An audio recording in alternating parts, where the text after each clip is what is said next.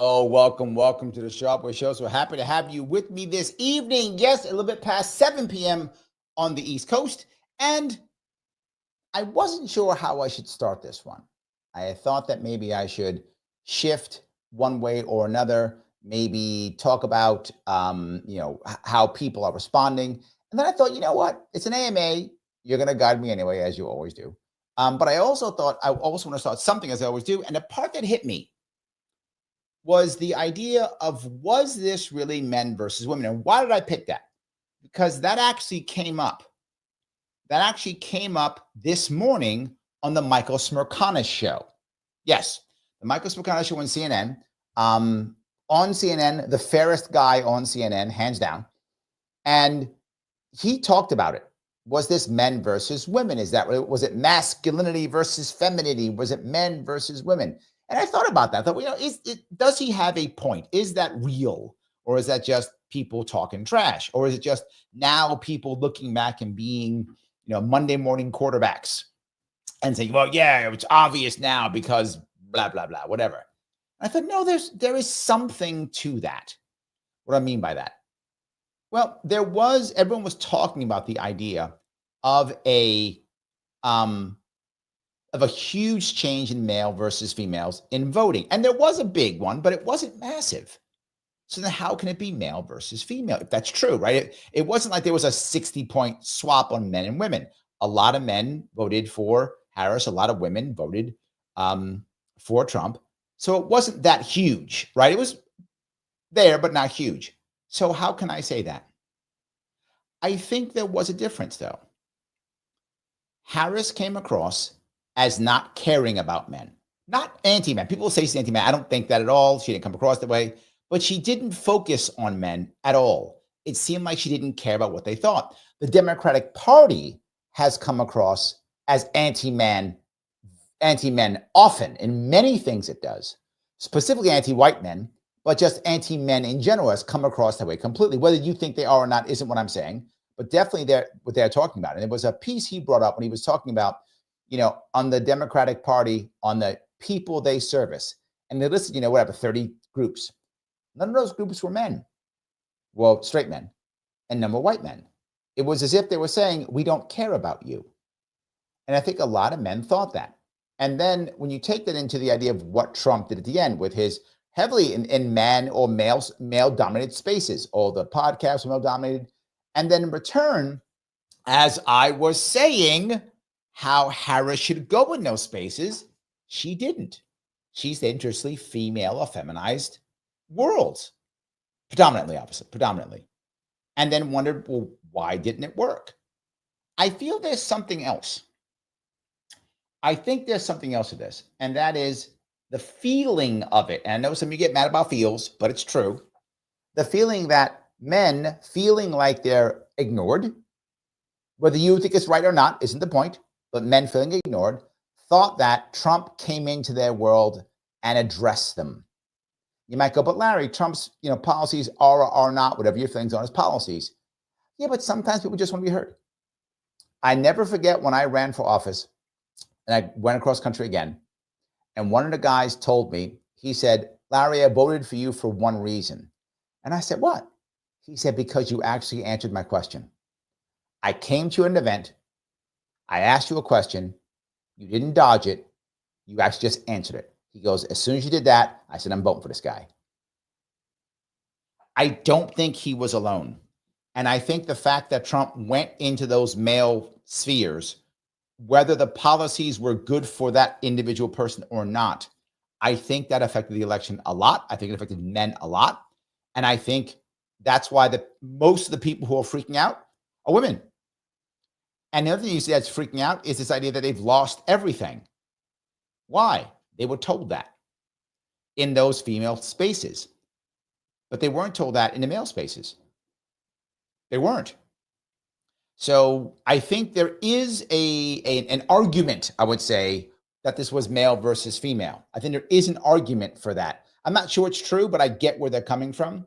And the question becomes then, does the Democratic Party need to become more male? Or does the Republican Party need to become more female? Or does it not matter? Or does the masculinity piece, I'll use masculinity, there's a masculinity piece, is that what we're looking for? And I'll ask one more second, one more piece, I'll add a piece to that too, if I could. I think masculinity, generally speaking, people think of that as aggressive leadership. That's an image we have of masculinity. And I think when people are in trouble or desperate, I think we look for that, men and women. I think humans, right? There's an old saying that we had, we have in leadership, which is when there's a terrible mob, the guy who yells the loudest is the leader, right? It's not 100% true, but it's based on truth. And I think Trump was yelling the loudest. I think he was being the strongest. I think he was being the most masculine compared to Harris, clearly.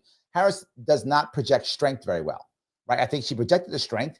And I think a lot of people who feel like, my God, the world's ending, who feel like things are bad, I think they went to the masculine level thinking, well, he'll save us. And I think it was instinctual. So I do think that's some of it. Not the answer, but I think it's some of it. So anyway, I just thought it was an interesting way of starting this AMA.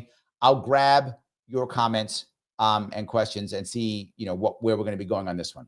So by the way, as I always do, please guys, click the button that is known as like. That's the one. I want you to smash it, press it, whatever the thing is, so that pops up, so that Mr. Rhythm goes, oh, this must be valuable. People are touching that thing known as like. Therefore, it must be valuable. I should let other people watch this. Please do that. If you're watching on Twitter or Facebook, please share it. No, do not share it. Not just that. Please, if you can, subscribe if you have not on YouTube, or follow me on Facebook or Twitter, wherever you are. Super chats always go to the front of the line. But 3-4 is an AMA, so I will try to gather as many questions as I can, regardless of super chats. I will try to. This is AMA. But of course, members, I always make them a priority if I can. Click that join button. $4.99 gives you membership. Has its privileges. Yes, it does. So let me grab some of these comments if I could. So Vivek just immediately tells me I'm wrong. Thank you, Vivek. Vivek says, not really. It seems to be just anti-establishment versus establishment. Okay, let me give you some pushback, Vivek. Couldn't you think establishment versus anti-establishment also as male versus female? Hear me out. Most of the establishment in America run by female, very feminized. All education, heavily female, heavily feminized. And I'm not insulting the way. I'm making statements that are true. If anyone says that's not, you're smoking crack. It's clearly run by women, clearly feminized. I mean, some of them teachers are something like 80% female, something like that. It's clearly feminized. Absolutely, right? All education from kindergarten through college, all of it heavily feminized. Government, heavily feminized. Laws, heavily pro-woman compared to male. Heavily. Now, more and more and more and more and more. I would argue, isn't establishment feminine? Isn't the rebels, aren't the people who call themselves the rebels, the people who won't stand for the whatever, aren't they mostly male? Didn't I even say, I thought part of this election was about, I'm tired of being shamed. I'm tired of being scolded. Please stop scolding me. So I will literally vote for anyone who won't scold me. I don't care who that person is. You can call them all the bad words you want. So maybe we're saying the same thing. I'm not sure. So Vivek also asked, Larry, please do a show on the following topics. Wow. Okay. 1, libertarian policies. Vivek, I know you asked for this. I gotta be very clear. Libertarian policies, I could spend years on that. I did 8 hours just on New York State. Libertarian policies means nothing. It has to be on a specific thing. I did libertarian policies on the military-industrial complex. That was 2 hours. This is far too broad, Vivek. Far too broad. I would just sit on this thing and talk for 5 days. Far too broad. So if you want something like that, I get it. But tell me on what. Libertarian policies means nothing. That's far too broad. And they even change by state. They would change whether it's local or national. So far too broad of a topic. You've got to say on X or on Y or something like that. Otherwise, no, it doesn't work. World War II, how each man should be handled differently. Sure. I mean, I can do that. Origins of World War II, how that whole thing completely broke down. Absolutely. Yes. There was a level. There is so much U.S. complicity in that. So yes, another one you gotta give me. I'm behind on these shows, guys. But look, the election's over. I'll have more time. I will put that down and guys give me more homework. I will do that one. Yes. All righty. And he then goes on to say, love your content. Always like your videos. Thank you. And tell my family and friends to watch. Thank you. Please keep doing that. Keep doing that. But if you want libertarian, it's far too broad. That's all. So there we go. All righty. I'll keep moving on here. Brian says, happy Saturday, Larry, and to everyone watching it. I appreciate that. Yes, I know I'm doing Saturday night. I know, what am I, nuts? But I do it sometimes. Yes. Okay. Todd says, would you please review and elaborate on attached and explain to the average person's level? Thank you. I don't know what attached is. You attach something? I don't know what attached is. So won't be able to do that. Generally speaking, in YouTube, they don't like you putting attachments and such in YouTube. It is very difficult for them. Unless you put it someplace else. I'll keep looking down, Todd, but I don't see attached. So tough for me to help out with that one. You can always email to me if you want to. ls@larrysharpe.com. You can do that if you want to. In fact, let me check to make sure that's coming yet. I don't check that one all the time. I probably should check it more. But you can email me there and see if I can grab it at that point. That might be better. As I look through, you did not send it to me. No. All right. So yes, if you send it to me and then remind me in the next show to go check what I'm looking for, who it came from, we can do it that way. Otherwise, I don't know what you have attached. So, Catelia. Hi, Larry. Hi. There we go. A lot of highs today. I do appreciate that. Yes. Joseph says, thank you for being a member, Joseph. Rogan, Musk, Carson, Vivek, all speaking to men. Valid point. This is my point. And it worked, right? And it worked. Here's the big thing people don't get.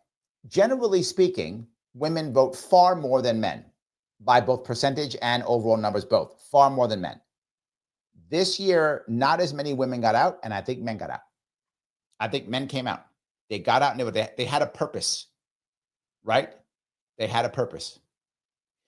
Hampton, Larry, question, would you be a campaign manager for a non-libertarian candidate who you disagree with on some economic policies for an RFK Jr. escort? Of course I would.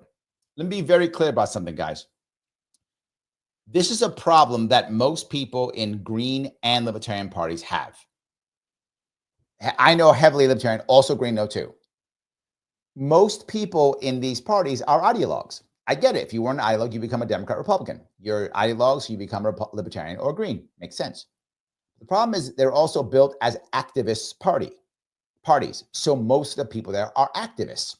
So they were about, I got to say this, I got to do this. And they're so worried about that. That's why there are so few good Libertarians and Greens as surrogates. Very few. So few. I'm the exception to that rule. There were very few. Because here's the problem. If now Joseph is running for office and I'm the traditional Libertarian and I'm his VP or I'm his campaign manager or I'm his communications guy or gal, whatever, and he says, I think the answer is, tariffs on X. I'm Libertarian. I go, yeah, I know, Joe, but that's wrong. That's not what it should be. That's not Libertarian. What I should do is shut up. Because Joseph is the one running right now. So I should shut up. No one cares what I think because I'm not running. We don't do that. Libertarians got to open their mouth and say shit all the time. They got it. They have to virtue signal. That is the most important thing, is virtue signaling. It doesn't matter if it makes sense. Doesn't matter if it makes sense. Got a virtue signal. Let the world know I'm more libertarian than the other guy. You could just shut up. When I was a surrogate for Gary Johnson in 2016, do you think I agree with everything Gary Johnson said? Of course not. But I didn't say that. Why? No one cares what I think. I wasn't running. In 2018, I was running. At that point, I was the important guy. I was the front guy. People care what I thought. I was running. In 2016, nobody gave a shit what I thought. And that's okay. They shouldn't. I started almost every sentence with things like, the governor has been clear. The governor said so. I just spoke to the governor and he said, I don't know why you don't understand. Governor Johnson has said, so what I would say is not, I think tariffs are great. I would say, Joseph, I'm not saying you like tariffs. I'm just teasing you. I would say, look, Mr. Briggs has been very clear on his position. He thinks tariffs will work here and here and here for that. And that's what we should be looking at. I'm now a surrogate for him. I'm not talking about me. I don't have to virtue signal. Do I agree with everything RFK Jr. said? Of course not. But I wasn't saying about my views. I wasn't saying my views. I was a surrogate for somebody else. I was expressing their views. That's what being a good surrogate is. It's saying, I may not think Briggs is perfect, but he's good. And I want him in. And he can make impact. So I'm going to take my ego, put it in my pocket for now. I might come out later. But for now, I'm going to put it in my pocket. And I'm going to back Briggs. And whatever he's in, I'm in. That's what he's saying. And I'm going to push his issues. So of course I would. I'm a very good surrogate. Because I understand, can I make impact? And we go, Larry, why weren't you a surrogate for Joe Jorgensen? Why weren't you a surrogate for Chase Oliver? Because they couldn't make any impact, and I knew it. I'm not going to waste my time for people who can't make any impact. I believed Gary Johnson could get 5%. I was wrong, but I thought he can get 5%. So I was a surrogate. I'm prepared to sacrifice some of my ego in my pocket for impact. I want change more than I want myself to be looking cool. I want to look cool, of course. I literally have my name on a show. So, of course, I want myself to look cool, but impact is more important to me. So I would absolutely be a surrogate or a campaign manager or a communications director for somebody who I didn't agree with everything on, of course, if I thought they could make impact. So I was for Gary Johnson. Then I wasn't again until Lars Mapstead, because I knew he could make impact. So I was his surrogate. And then RFK Jr., because I knew he could make impact. So if I'll get behind someone who I think can make impact, and I will put my ego in my pocket 100%, and I would. So to answer your question, Anthony, yes, if the person I think can make impact, they can't make impact, good luck. It's fine. I'm not mad at you. I'm not mad at someone who wants to go out and do something. Go run. Good luck for you. But I'm not going to jump on board because you're not going to make any impact. So I will put my ego in my pocket, and I've done it more than once, and I will do it again. Yes. For someone who I think could make some kind of impact. That's what I actually want more than anything. So Hampton goes on. Thank you. I appreciate the 699. Thank you so much. You and Kim Iverson, my two favorite people to comment on politics. Love listening to you. Oh, thank you so much. I love that. Thank you for the super chat. That's amazing. The other thing that I do here is I try to keep it live so we can keep going back and forth. Keep going back and forth. So yes. Let me grab some more of these if I can. That was a great question, by the way. I hope I answered it effectively. So, all righty. Next one. Empowered Fam says, feminine is in the eye of the beholder. Good point. Harris was a cold fish, even in clips with children. No strength or warmth whatsoever. That's why you're correct. Good point. I always break it up into two things, not necessarily feminine and masculine. I think many people see it that way, but you always hear me say it: empathy and strength, right? When I teach in leadership courses, I teach a course on public speaking. And I talk about charisma. Charisma is a combination of strength, power, and warmth. When you put those two together, you get charisma. Now, some people lean more this way or that way, but together you get charisma, right?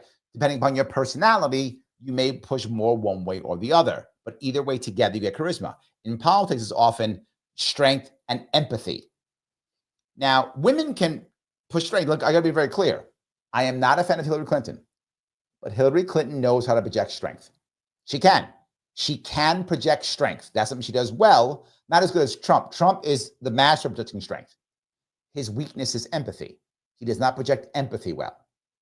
But he projects strength amazingly well, which is heavily masculine generally. But to your point, it depends on how you look at that. Many people look at strength as masculine. Not everyone does, though. Your point's very valid.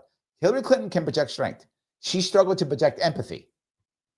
Sadly, Harris projected neither well. She could not do it at all. Joe Biden in his prime, not now, in his prime, was very good at projecting empathy. And he'd throw in some strength once in a while, and the Democrats would eat it up. Remember when he said, going to take Trump out back and beat him up, whatever he said? Democrats were screaming from the rooftops forever. They love that because that was him doing both empathy and strength. So I think you're right. People do see it differently, but it's a general rule. Most people think masculine is more on the strength side and feminine is more on the empathy side. Yes. So, all righty. This is Life Ask at Larry. Do you believe that Trump will pardon Edward Snowden and allow RFK Jr. to go after 3 other agencies that RFK Jr. wanted to go to? Appreciate it, Larry. I am iffy on Snowden. Now, not me personally. I would, if it's me, and this goes to me, right? Compared to if I was someone's surrogate, to the other question, right? If it's me, absolutely, I would pardon. Not only would I pardon Snowden, I'm not joking, I'd give him a Medal of Freedom. I would pardon him and give him a Medal of Freedom. That's what I would do. But again, if I'm someone's surrogate, I'm gonna say that. I think Trump is gonna have to walk a fine line now. And why do I say that? Because the 3 other agencies, they have a lot of power. And you've heard me talk about this before when I was about the military-industrial complex. How to end the military-industrial complex, you have to do some non-libertarian things. And people get upset. Well, Larry, it's not libertarian. It doesn't matter. If you try to do libertarian things, the 3 other agencies are going to put you in a box. That's how that works. You will go in a box and then go 6 feet in the ground in that box. That's how that works. So he has to worry about getting put in a box. Ask RFK Jr.'s dad and uncle. Oh, you can't. They're in a box, 6 feet under. So I think he has to walk a fine line there. Can he get all 3, all those things? Some of them, yes. I think he kind of has to, right? Give him something. So I think he will, but I don't think he can get all of them. I don't think it's realistic. Or you go in a box. You have to have some other way of making that happen. Unless, now there's another way. And that's why I don't think anybody's better do this. The other way is, how do I say this without getting canceled? The other way is you strike first. How about that? You put people in boxes before they put you in a box. That is something that only happens in certain countries. If that happens, then okay, I cannot see that happening. But that would be a way. The people who would put you in a box, you put them in a box first, and all the people around them. So you put a lot of people in a lot of boxes, or ship to Gitmo, maybe, I don't know, something. Otherwise, I can't see it. And I know that sounds very bleak. I'm being realistic. I mean, we've seen this. We've seen people be destroyed before. It's happened. So yes. Robert says she has never once shown any leadership qualities, in my opinion. And I agree. I think she was a terrible candidate. The number one reason why she lost is because she's a terrible candidate. And I say, I'll keep saying this. The Democratic Party could have solved this biggest problem by doing one thing, not being so damn authoritarian. This is their downfall. The downfall of the Democratic Party is they are so authoritarian, even internally. Right? They screwed up Bernie Sanders, didn't let Bernie run in 2016. That authoritarianism turned so many people off. I mean, so many people got turned off. And then now with RFK Jr., and then now with this, they're pushing everyone away. The Republican Party has become the party of everybody not Democrat. Let's not forget Elon Musk, former Democrat. Joe Rogan, former Democrat. Tulsi Gabbard, former Democrat. RFK Jr., former Democrat. You push everybody out and wonder, why don't they like me? You literally go, you guys are all stupid. You guys are all ists and phobes. Vote for us now. I'm better than you. Vote for me. You're all garbage. You're all deplorable. Vote for me. Are you shocked it didn't work? You shocked that didn't work? That didn't work? You're all beneath me. Now vote for me. That's not going to work. And it did not. So I think, yes, and she was a bad candidate. If they just would have done a primary, she would have lost the primary because your point's right. She has no leadership ability. She's a terrible candidate. She would have lost. Either RFK would have won, option one, or somebody else would have won who would have seen RFK's value and probably brought him aboard. This race might not have gone Trump. Trump wasn't inevitable if the Democrats ran a primary. Trump is inevitable the second Democrats decide not to. That's when he became inevitable, right? And this is me Monday morning quarterbacking. I know I am, but I'm just being very clear. I am Monday morning quarterbacking. As I look back, that's the answer. Once they said we're not doing a primary, Trump was inevitable. It was inevitable. He's Thanos. Inevitable. Anyway, so yes. All righty. Let me keep going down here. That's a great point. Women tend to be higher in agreeableness and likely lend themselves more towards the establishment. I think that is true.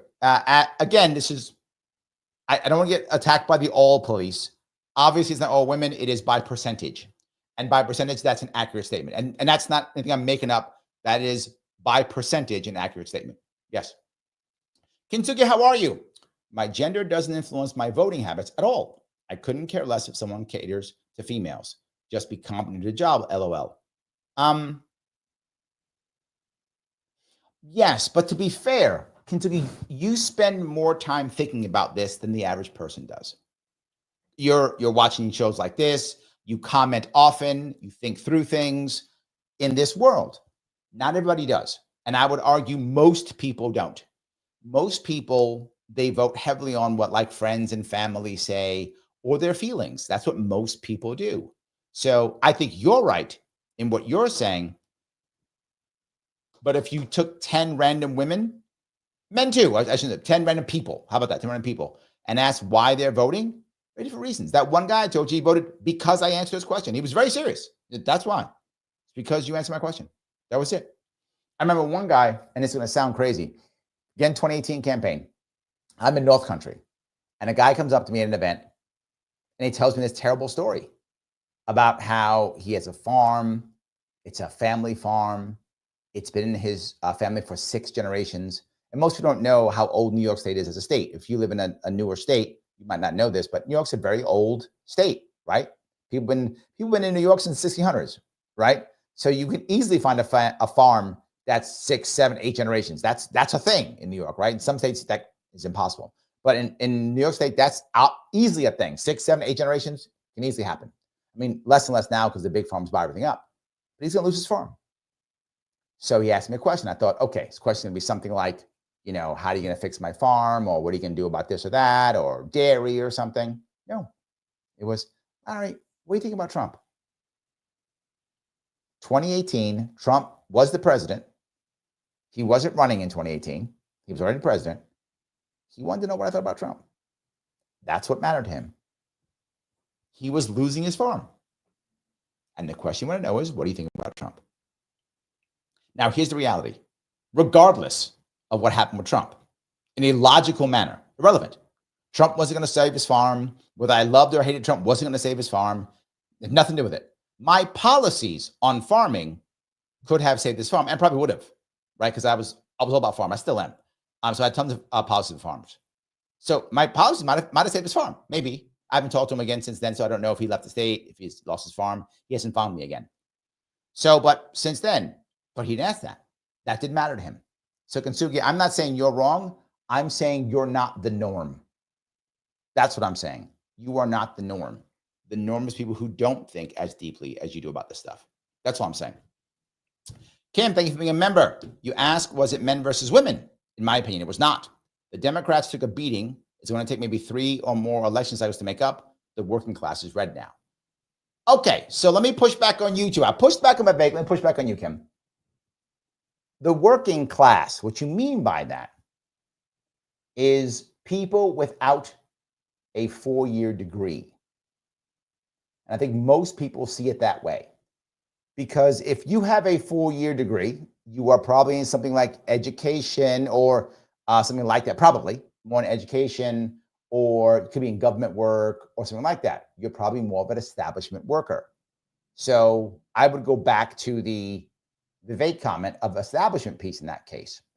The working class is red now, that's true, but it's a problem. And the problem is that the Republican Party isn't really a working class party right now, but it's filled with working class voters. You are correct. That's accurate. That's happened. How do they deal with that? It isn't just the Democrats taking a beating. It's also Republicans shifting them and pulling out all the neocons that are still there from the Bush-Cheney years and trying to make it an actual one of the working class. But again, the working class of the non-college graduate, which is heavily male. Look at the unions that supported Democrats, teachers unions, heavily female, educated. Look at those who supported Trump, cops, firefighters, heavily male, not college graduates. Heavily. I mean, there are college graduates in those, of course, but not as many. Right? Of course not. Not as many. And add on top of that, think of the other unions who used to always support Democrats. Teamsters, right? Heavily male. Heavily male. And heavily not college educated. And now they're considering going that way. So they overlap, is what I'm saying. I'm saying it does overlap. There we go. I'm going to say it overlapped. There we go. Maybe that's what I mean. They overlap. Say, yeah. If you ever want to talk about when it's appropriate to call people communists, I'm all for it. That's good. Yeah, well, maybe. I don't know. I don't usually name call, but yeah. Zane says, saw you on Breaking Point, so I was very impressed by your analysis. Immediately subbed on YouTube and have been watching since. I wish there were more voices like yours in public discourse. Please keep it up. Zane, thank you so much. I appreciate that. That's excellent. Thank you so much. I appreciate that. Yes, I'm trying my best to keep things going. And whenever I can get on those shows, you probably saw me. I was on Stacey Washington show in Salem. Jake Smith show just recently. I posted that on YouTube also. So whenever I can get on shows, I get on and I try to get in and share them because I'm trying to get my analysis out more and more. And I want people to hear what I have to say because I'm trying to give people a realistic connection on how it works, not just talking points left, talking points right. I try to not do talking points left and right. I try to not do that. So thank you for that, Zane. James says, I'm sure gender played a small factor. It always does. Men lean Republican and women lean Democrat overall. It's strange and funny how it used to be the reverse a long time ago. Yeah. I think you're finding a shift in the parties. Definitely clear. And I think this year was a big shift. 100%. Yes. All righty. All righty. Kim says, yes, check it. LS, I sent you email today. Oh, you did? Look for it. All right. I'll see if I can find it. I gotta try to find it. I will look through it. I'll see if I can get it. Yes. So, Missy says, what would you say is the biggest issue facing Trump today? He has one big issue. I mean, there's a couple, but one big one is he has to have successes in the first 3 months. And he knows it. That's why he's working now. If he doesn't have successes in the first 3 months, people are going to turn on him. He's got to have it. He has to have some successes. And this is why I think people have noticed it. He's working on stuff now. Like he's not even president yet. He's like, no, we're working on it now. He's got to have some, if he actually fails to provide any kind of success in the first 3 months, oh my God, the backlash will be terrible. That's his biggest issue. He's got to be able to present something. Now, I'm not saying he can't do it, but there's pressure that he didn't have in 2016. Pressure is now. He's been talking a lot of trash. Gonna end the wars, change this, fix that, swap this, all kind of trash talking. Fine. Talk trash. Good. Now do it. Right? Now do it. And if he does it, here's the best thing. If he actually does things, if by March, what was that? January, February, March, by April. February, March, yeah. If by April, he is able to say, I ended this war, I changed this, I lowered inflation, whatever's the thing. If he's got a checklist, boom, boom, boom, boom, boom. Oh, his approval rating is going to shoot to the roof. You're going to see he's going to have Reagan numbers. I'm not joking. He's going to have Bush after winning in Iraq numbers. Yes, first Bush, not mission accomplished Bush. First Bush after the first Kuwait war. I'll say Kuwait instead. Kuwait war. He's going to have those numbers. He's going to have Reagan numbers, H.W. Bush numbers after Kuwait. He's going to have those numbers if he can do that. That's his toughest thing. The other issue is if he doesn't have enough of them, people are going to point and go, yeah, that's not enough. I think that's his biggest issue right now. He's got to be able to physically list within 3 months, this. He does that, I think he will be absolutely fine. Yes. All righty. Mike Voss is here. How are you, Mike? Larry, first comes the blame, then the punishment. Dems going to change laws to destroy third parties and silence independent voices. Do you agree? They won't have to. Republicans will help. Just being very forward. Two groups of people lost this election. Two.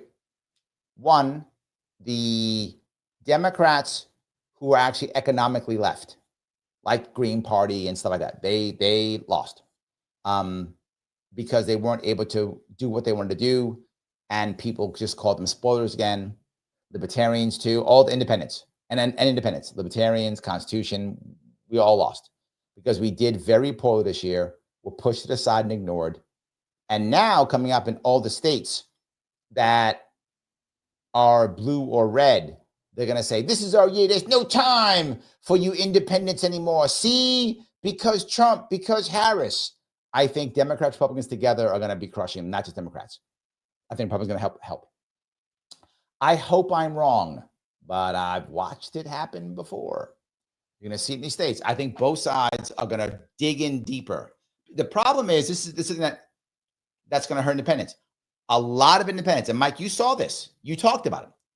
A lot of independents this year went for Trump.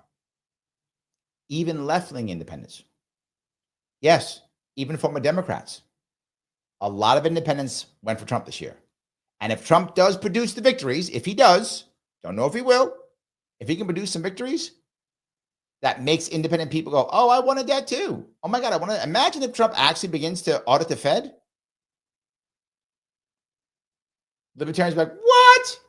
Someone's auditing the Fed? What? Imagine if he actually brings Ron Paul in.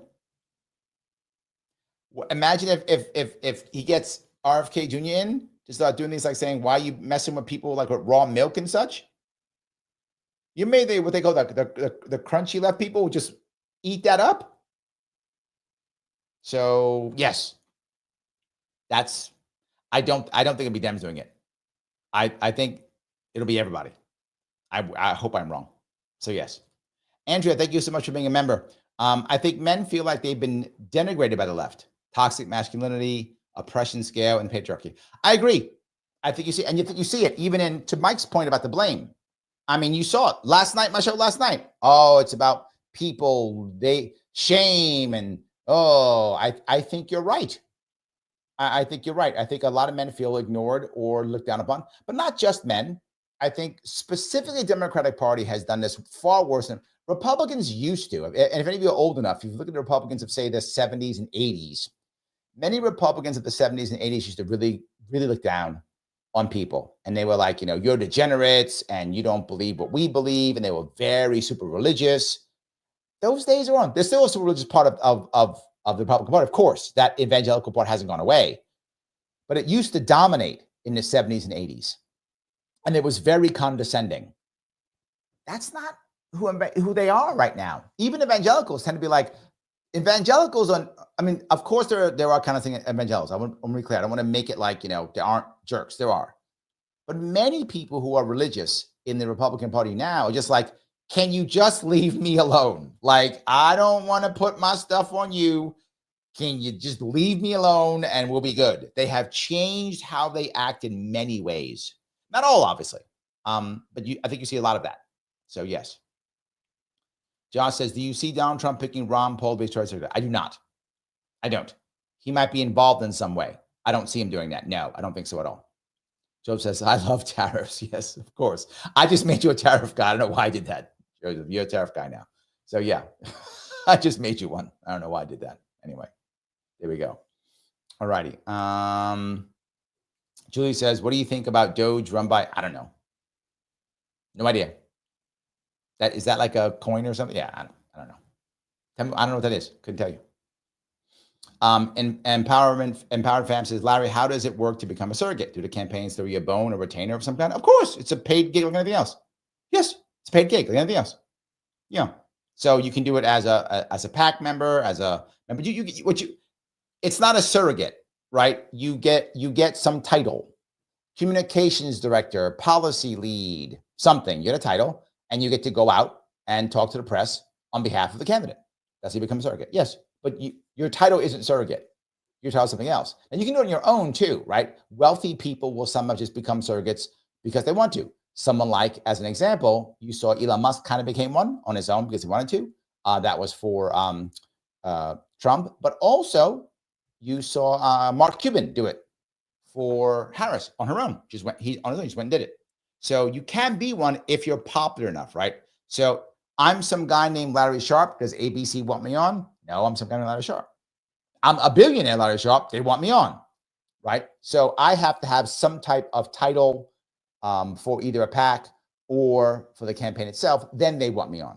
Brianna Joy Gray was communications director for Bernie Sanders. So they would have her on to talk about Bernie Sanders. She represents the campaign. So that's how you do it. To become a surrogate, you have to work for either the campaign or a PAC that supports the campaign, have a title, and then also, generally speaking, the campaign or you, depends upon your connections, will also reach out. So I have a lot of connections already, so I reach out on my own, obviously.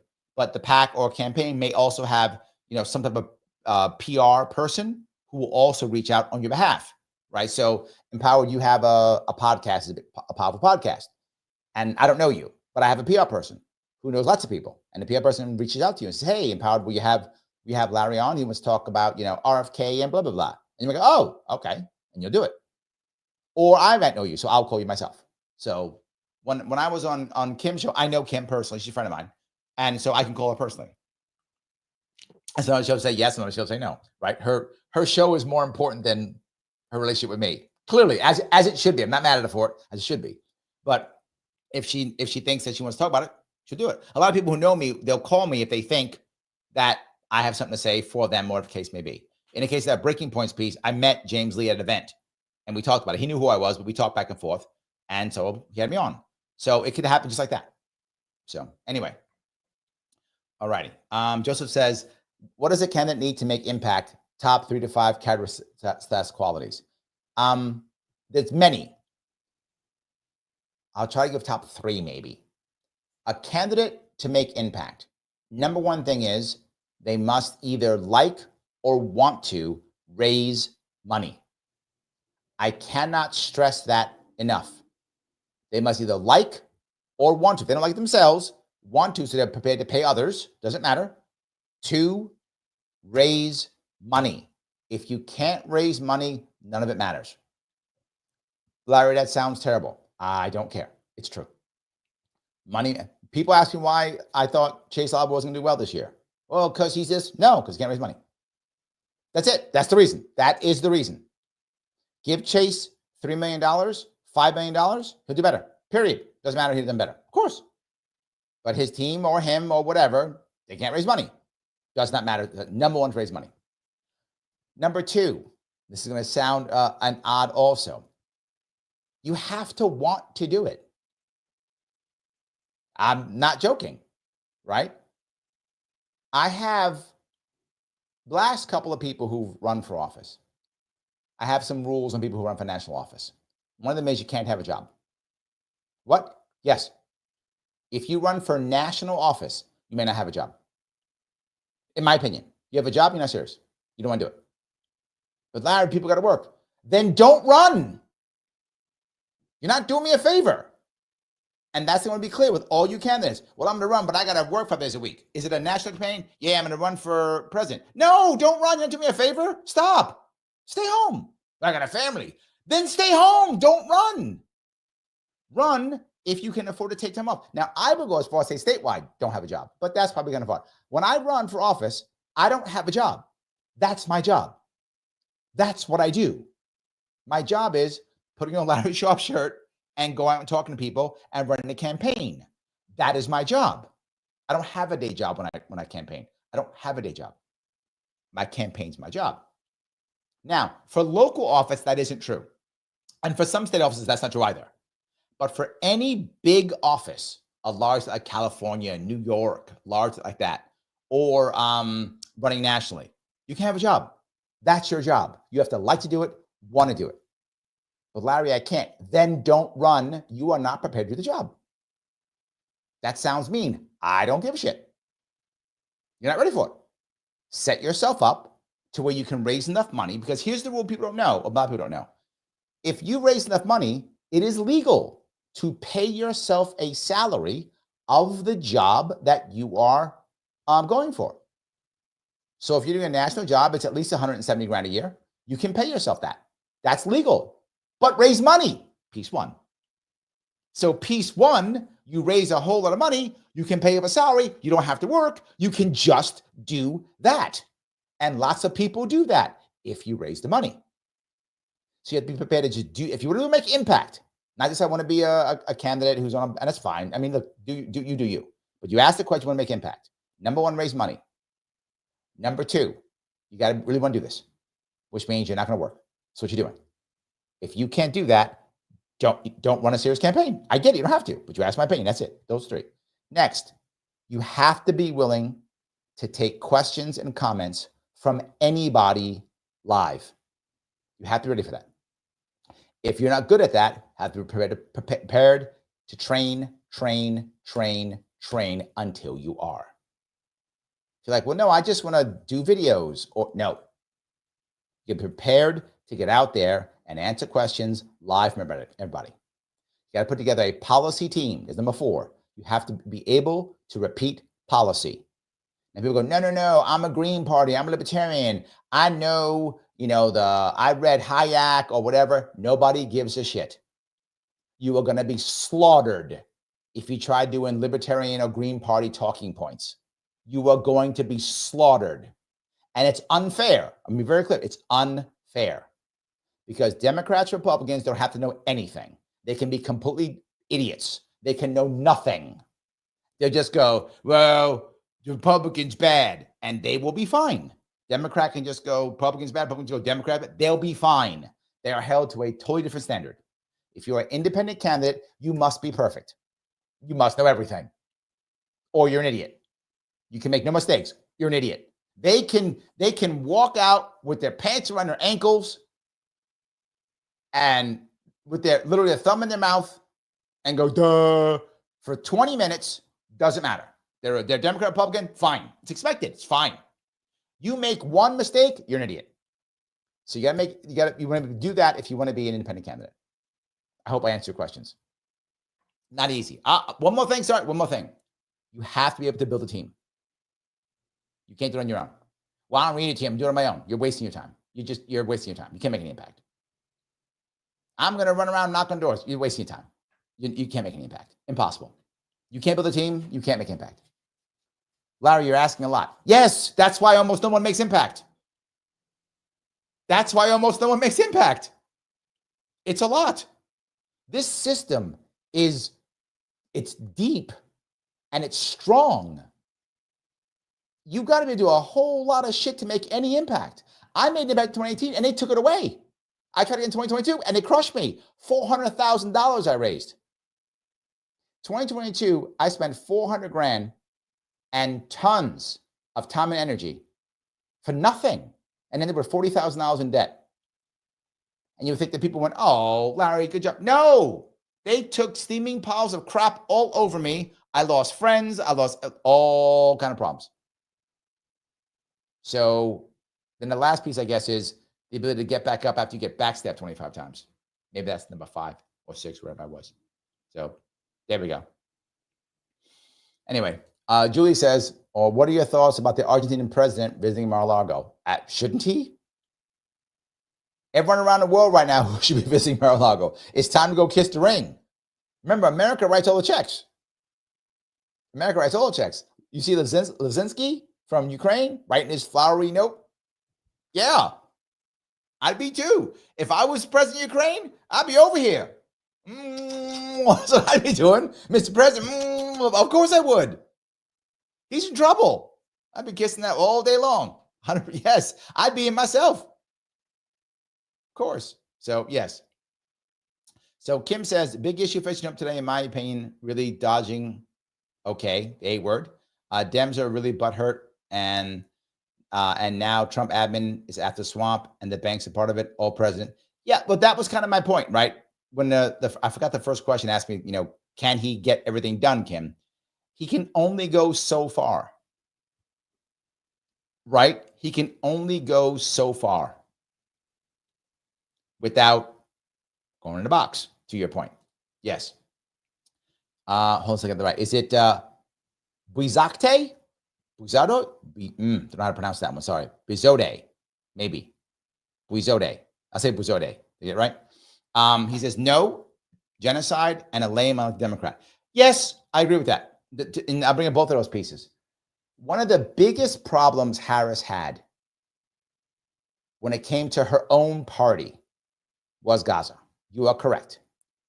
And she would have been better if she just taken a side blatantly.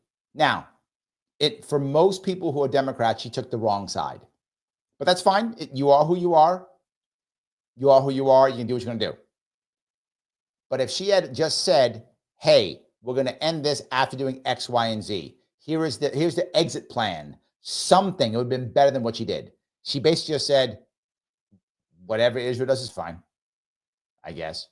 That's it. And that made like everybody unhappy. Like that, yeah, I agree with you. That was a terrible idea. And she was lame and unelected, saying she's going to save democracy when she wasn't elected. That's all valid points. I agree completely. Yes, all valid points. All righty.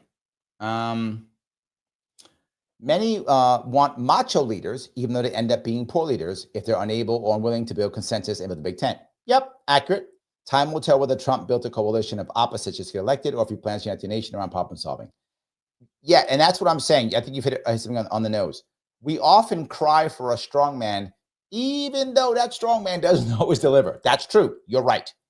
The second piece is he has built that large tent, and that was my earlier point. Can he and or the Republican Party actually make consensus and make it work? If he can show 3, 4, or 5 successes in the first 90 days, maybe, right? That'll be the example, right? If he can actually do that. So we'll see.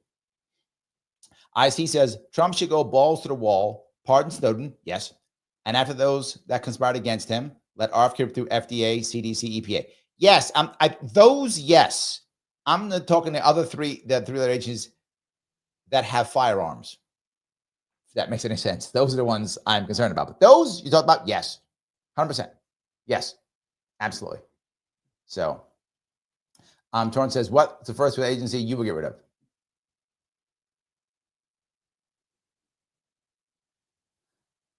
They may be listening. So, I think you can imagine the ones I want to get rid of. They might be listening right now to tell you a bit, the ones I'm talking about. Those are the ones I'm most worried about getting rid of. The rest we could work on later because those are the ones that would stop me from doing anything else. So, yeah, there we go. Missy goes on to ask, why wasn't it more of a big deal when Trump got shot? If it was Biden, the whole world would have been discussing it. 2 reasons why. One, because the media went off it immediately because that's right after that is when Biden drops, right? So they bounced off the media circuit immediately. Plus, the other thing is, remember, half of the media blamed it on Trump. Remember that? It's because he's so mean and evil. That's why. Yes. Andrew says, since North Korea has decided to end the Korean peace initiatives with South Korea, do you think Trump will resort to his original rhetoric of fire and fury? I think he will have to. This is the issue that people are saying, right? Why in the world, and it may seem off topic, but it's not, Andrew. Why in the world are North Korean soldiers involved in the Ukraine-Russia war? Why? Does Russia need those soldiers? Is it a big deal? It's 10 to 15,000 soldiers in that area. There's like 600,000 soldiers active in that area. Is that 10 to 15,000 soldiers going to mean anything? A little bit here or there, a little bit. But the most important thing is North Korea takes those 10 to 15,000 soldiers and they get bloodied. They get experience. They understand how to fight a war. They get real world experience. Then they head back to Korea. They all become non-commissioned officers within the Korean military. The Korean military hasn't fought a war in 70 years? So anybody who fought in that war is in their 90s now, if they're alive. They're gone or in their 90s. None of them are active duty generals. So there's nobody in the North Korean, military right now who really knows how to fight a war. They haven't been in these wars. Well, you got 15,000 now who are going to be in a hardcore war with drones and artillery and taking houses and trench warfare and learning everything. And many of them, they're going to take high casualties. And they're aware of that. Right? They're going to take high casualties. And they are aware of that. They're green troops going into a war against Ukrainians who've been fighting for years, Russians who've been fighting for years. They know what they're doing. North Koreans do not. They're going to take high casualties. And North Korean leadership was like, it's fine. Send them. We'll send 15. You get 5,000 back. Fine. That's 5,000 non-commissioned officers to train all the rest. So yes, North Korea is prepping, I don't think, to invade. I don't think. But they're prepping to be able to posture to invade. They were also hoping to have someone like a Harris in, right? I'm sure North Korea was hoping for Harris to be in. And the posture to invade, to get whatever they're looking for. I'm not sure what they're looking for right now, to be forward with you. The problem is North Korea, the problem with North Korea, to fix North Korea, there's no answer except the one that I've said that no one wants to hear. The problem is we think things like, we're just going to surround them. Where are they going to go? Where is Kim Jong-un and all of his cadre of leadership and oligarchs within North Korea? Where are you going to go? There's no place to go. They're just going to stay there. What are you going to do? You've given them no exit route. If you really want them to leave, if you really do, they don't. They really want them to leave. There's two options, and be simultaneously. It's a deal with the Chinese. To deal with the Chinese. Why would the Chinese put up the North Koreans? The North Koreans are a pain in their butt, guaranteed. If you think they're not, you're fooling yourself. They are a pain in China's butt. They are. But what is North Korea? It's the same thing Belarus is for Russia. It's a buffer state. It's a buffer state between American forces in South Korea. China does not want American forces on their border. Of course not. Of course not.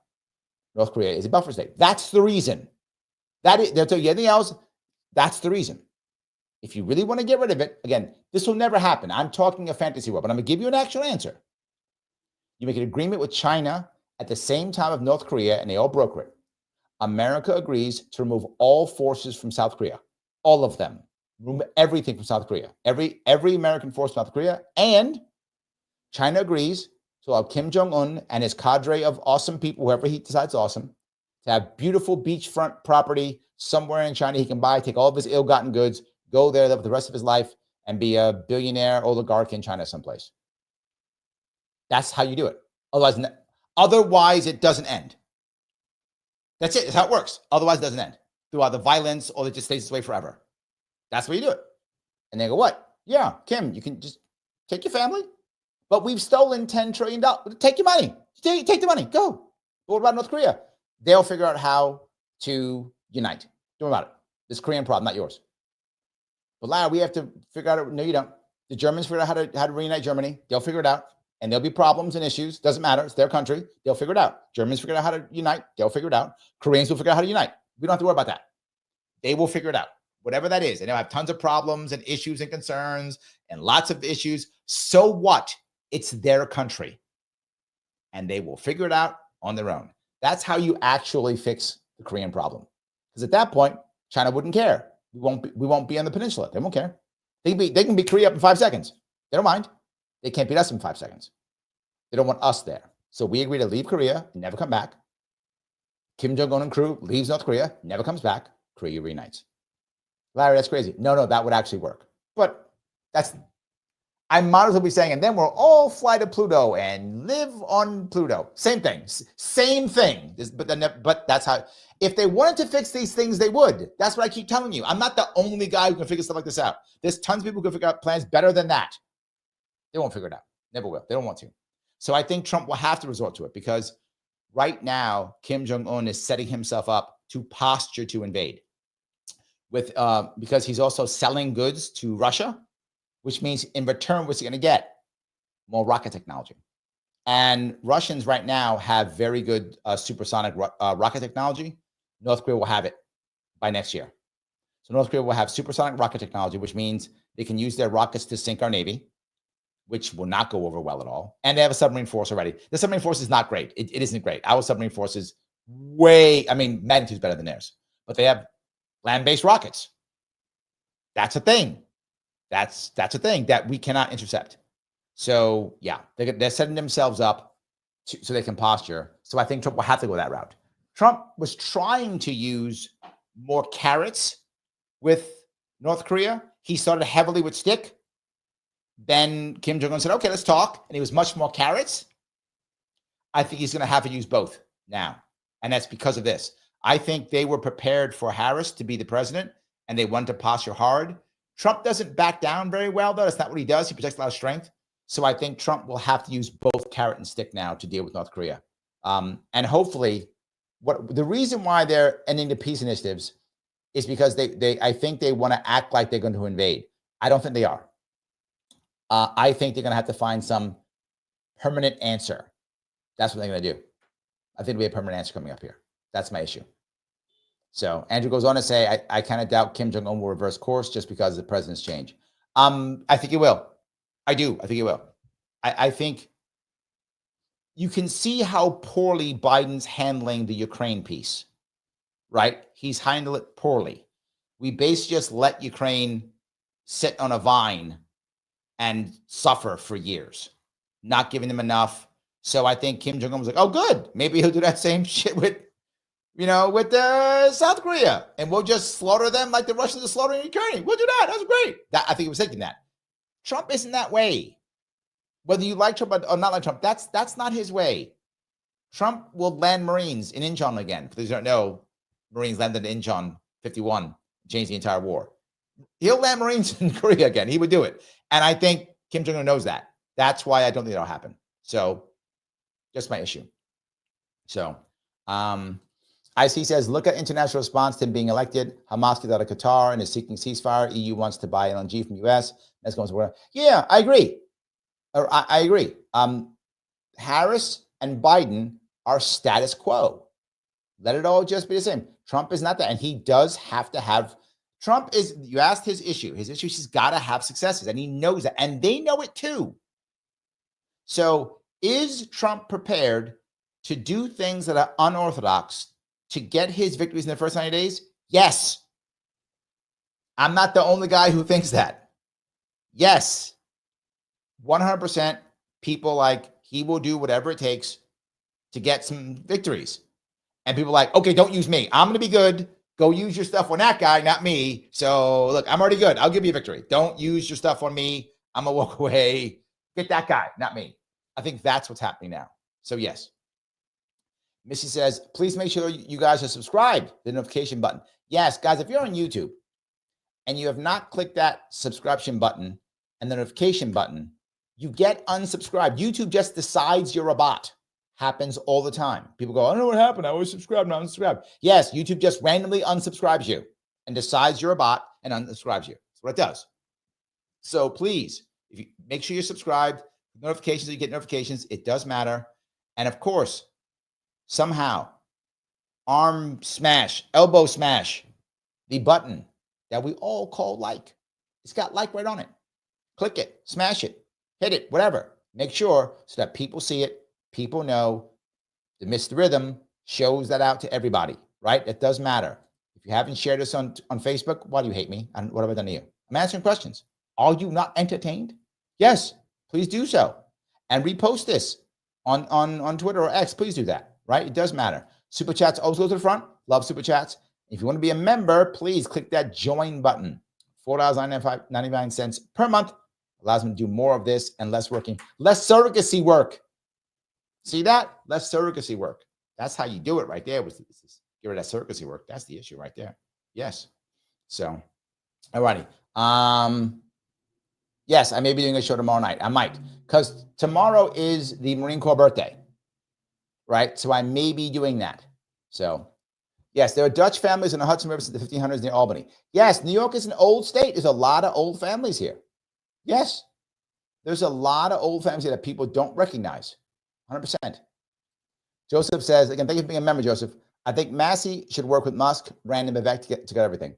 Yeah, I agree. That piece is, bringing Massey aboard is a big deal. Yes. Torrance giving us the list. Dems screwed Bernie in 2016, Gabbard in 2020, RFK in 2024. And third time's a charm, Torrance. Now they're done. Now people are like, we're done. There are so many people I've talked to who will never go back to the Democratic Party. Like they've lost people permanently. They really have. John says, I see Trump picking libertarian Republicans like Massey to his cabinet instead of neocons he did last time. I still think, and I know people get mad at me when I say this, the swamp is strong. It's just strong. I think there will still be some swamp creatures. Nowhere near as much, to your point, Josh. I agree. Much less than last time. Excuse me, much less than last time. But I still think some swamp creatures. I just think there's just too many of them. There's too many positions to be held, too many things to be done. And it goes back to New York. What do I mean by that? New York, obviously, I talked about it. If any of you happen to see that, I did that piece for Breaking Points on New York corruption, Eric Adams. And I expressed how corrupt New York State is. The problem is to get anything done in New York State, you must be corrupt. It's just how it works. The system is by default corrupt. So there's some of that in the federal government too. So I think yes, except not zero. How about that? Not zero. There we go. Hampton asks, do you think there'll be a legitimate third party in the next 20 years? I don't think the LP or GP will ever get more than 3%. Can a new party focus on 3 or 4 issues and ever make headway? Here's how you grow any of those parties. A couple things has to happen together. Number one, you have to have a charismatic figurehead. That matters. No matter what your issue is, it's irrelevant. You must have a charismatic figurehead.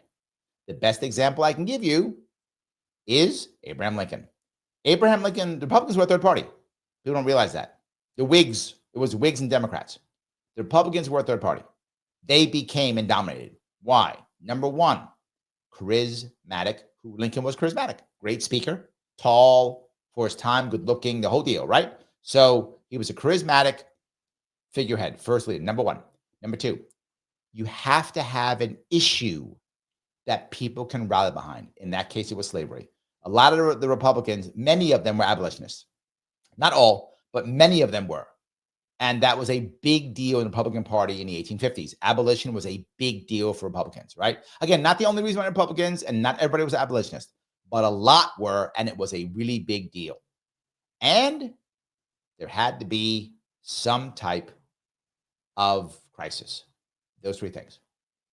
Charismatic leader, at least one big issue, crisis. Those three, we got a shot. Why do you think I don't run for president? Can't make any impact. I mean, I'm good looking as hell, and I'm not doing it because I can't make any impact. So I got to be able to make impact. I got to follow those rules, Joseph. Raise all the money, all those things. I'm not there yet. If I get there one day, maybe I'll run. I'm not running just to run. It's a waste of my time. Waste of your time too. Why would I make a presidential run so I can buggle you guys for money all day? You give me tons of money, and all I give you is a big fat loss and no benefit whatsoever. I'm not doing that. I was behind Lars Mapstead because he was going to raise millions of dollars. We were going to make big impact. We'd have won at least electoral vote and maybe got 5%. And if RFK dropped out, guaranteed 5%. Guaranteed 5%.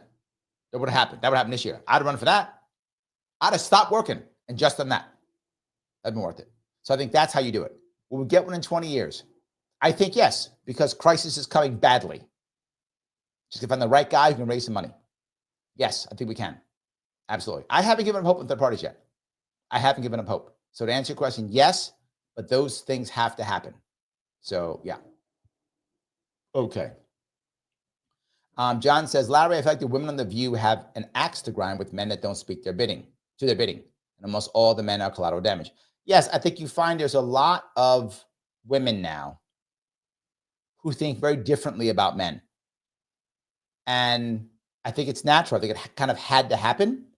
And it's because women are their own people now. This is not 50, 60 years ago, where many women were expected to have a man and were expected, and in many cases needed a man to really be happy with their life. It wasn't really possible without one. I mean, for some people, but for very few women, it was possible without one. Now you can have a pretty happy life if you're a woman, not a man. You can do your own thing. So I think they look at men differently. And I think men haven't seen that. Oh, it's not true. Men haven't accepted that. Yeah, it's a better way of doing it. Yeah, it's changed. A lot of women are looking at men almost like an accessory. And again, not all, don't let the all please get me, but a lot of women are looking at it that way. And that's how a lot of men used to look at women. Men don't look at women as bad. Some men do, obviously. But there was a time when it was kind of a man who would say, I'm looking for the right woman to complement my life. That was a common thought process. And a woman was thinking, and she was told, you have to be able to complement a man's life. That was a normal way of many women thinking. Now you have women thinking the same thing. Well, I don't know. Maybe I need a man to come in my life. I get it. So when you have that type of viewpoint, you have a lot of people who start fighting. Culture fights itself. As culture changes, there's battles within the cultures. So I think that is happening. I think there is some of that. Yeah. All righty. Hold on. Kim says, I've learned more about choosing a candidate in the past 3 years than I learned in my first 25 years. That's my first vote in 1980. Thank you, Larry. Oh, thank you. That's great. Kentucky says, I'm not the norm for once. Hearing that makes me happy. Thanks, Larry. Yes. That'll be cut with us pushing back. I'll be cut. Making the big muscles. Yes, and be cut. Keep pushing back. All right. So, yes. All right. Let me grab some more of these if I can. James says, neither party will ever care about working class. I bet there's a lot of them that don't even know what the working class is. Yes, but the parties traditionally, Democratic Party has been the part of the working class. So they have a culture of believing that, feeling that. That's the big difference, right? A lot of the Republican Party does not have that culture, that background.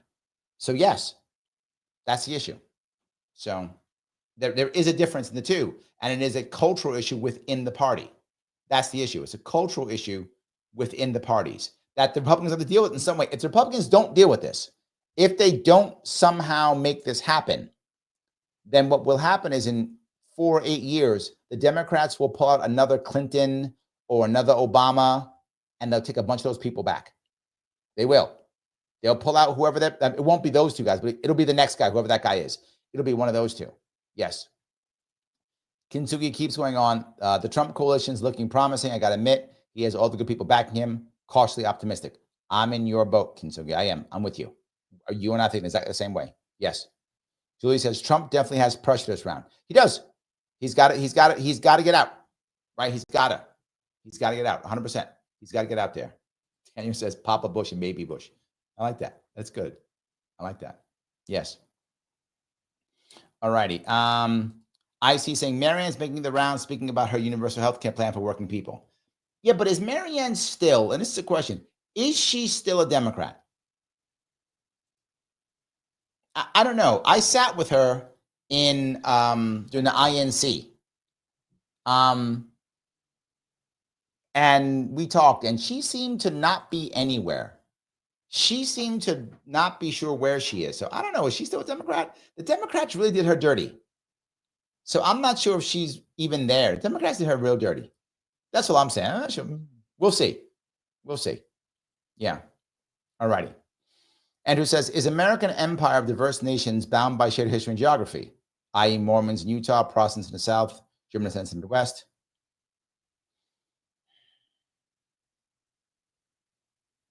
America's two things. America itself is not an empire. America itself, meaning the land itself, we are a nation. We are connected. We are a nation. What we've created is the empire. So the fact that we are bound by shared history and geography, that's what makes us a nation.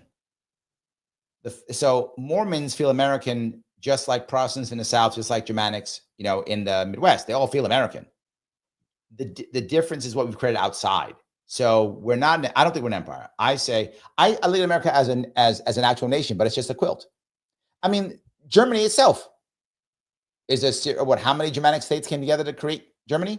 Right? Prussia led it because it was the biggest of all Germanic states. But it used to be the Holy Roman Empire. Is Germany not a nation?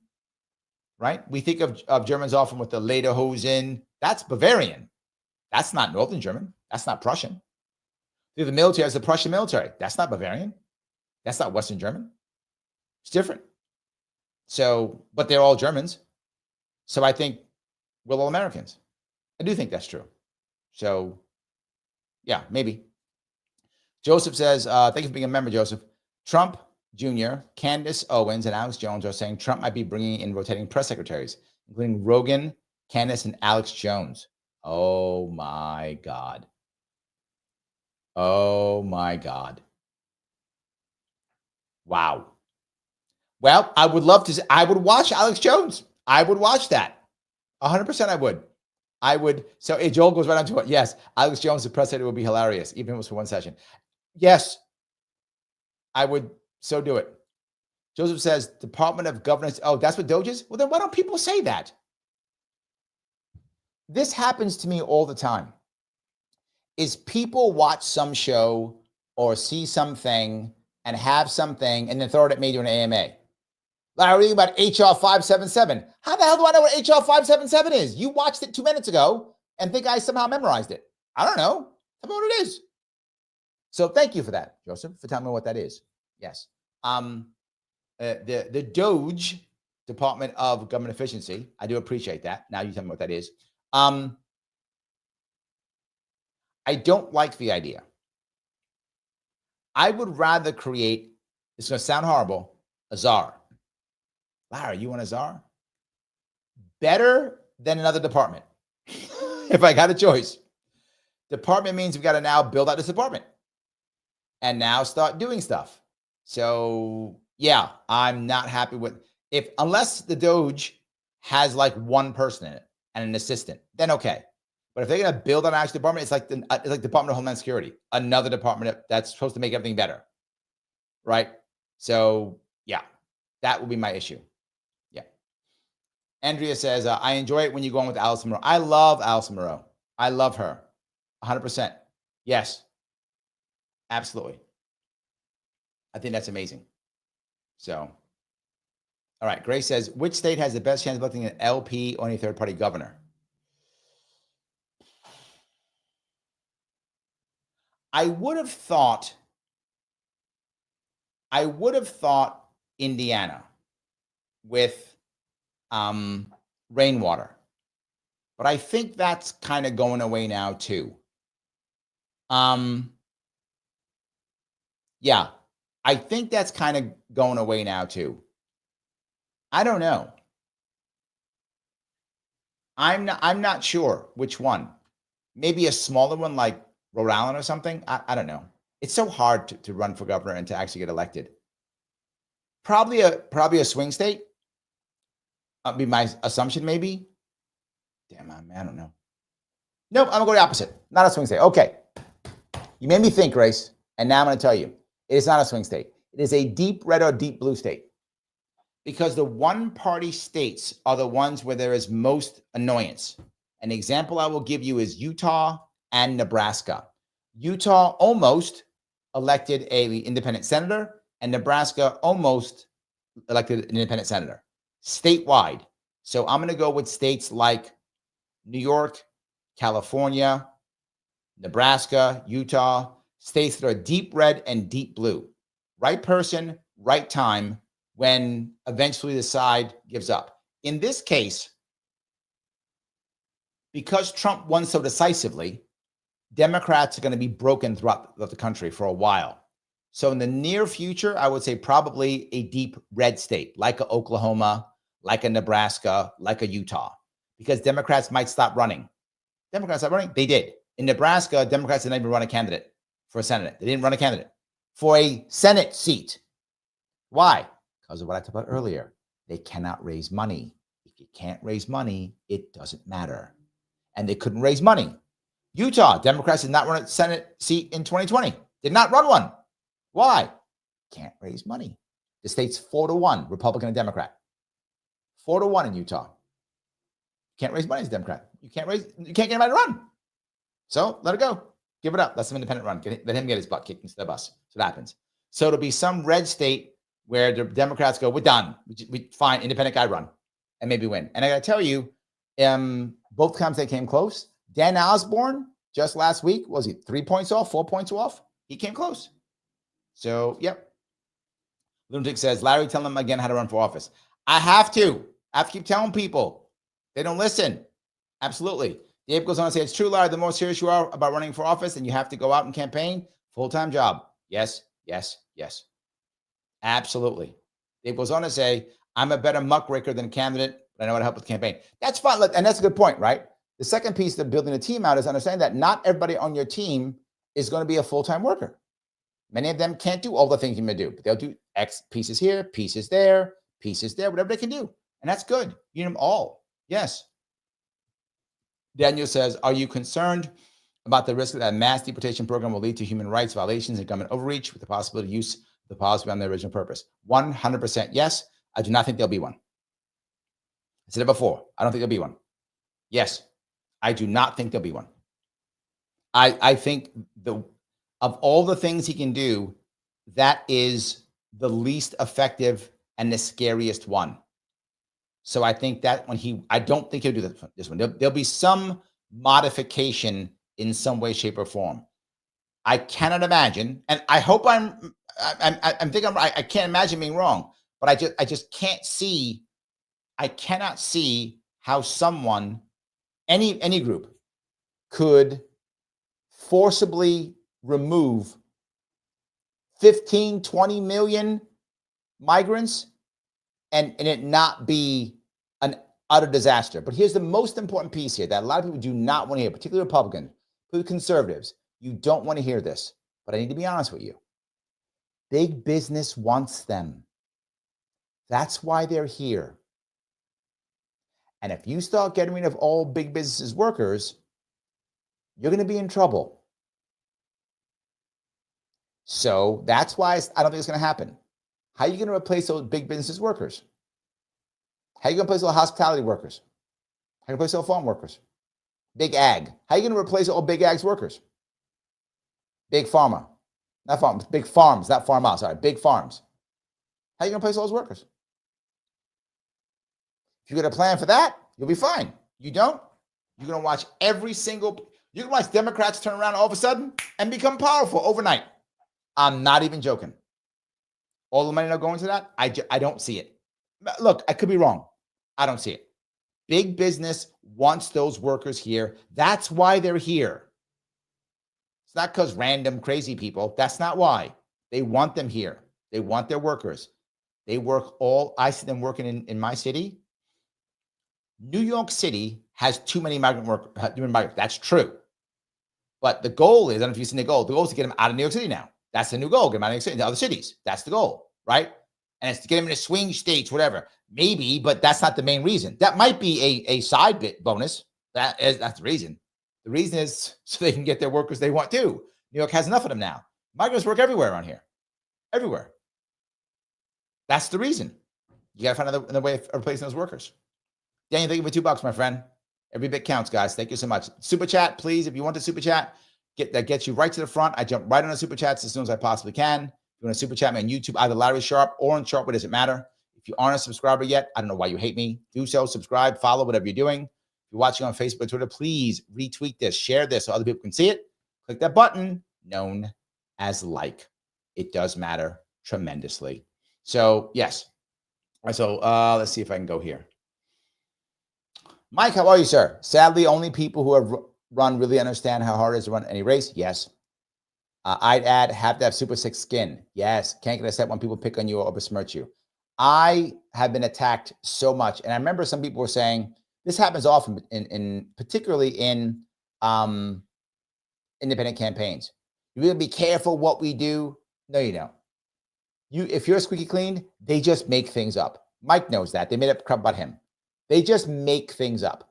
When the Republicans thought I was going to beat them up in 2018, they just made up stories. I'm not joking, they made up fake news articles in fake newspapers and posted them online that were other things just made up. Now, I personally didn't care. I actually took those and I posted them on my social media too, just to show that was real. But yes, 100%. Yes. So, Lunar Eclipse, haven't seen you in a while. I'm glad you're around, brother. Larry, this election was about raising voices loudly and proudly. Trump didn't invite the middle finger, but he was one. Oh, I like that. It's about elitist establishment mocking, ignoring folks fly over country.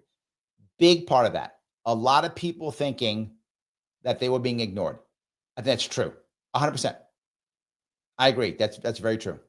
Jess says Russell Brand will be such an interesting press secretary, but he isn't a citizen. You don't be a citizen to be a press secretary? You don't be a citizen to be part of the cabinet. You don't have to be. Not required. Not required. You don't have to be. Just legal. Not required. So yeah, it's okay. You have to be a citizen to be a president, but part of the cabinet, not be a citizen. Not required. You can do it. Now, will you be, confirmed? But press secretary is just appointed. You don't have to be a citizen. It's not required. There's no rule saying you have to be a citizen. So he can do it.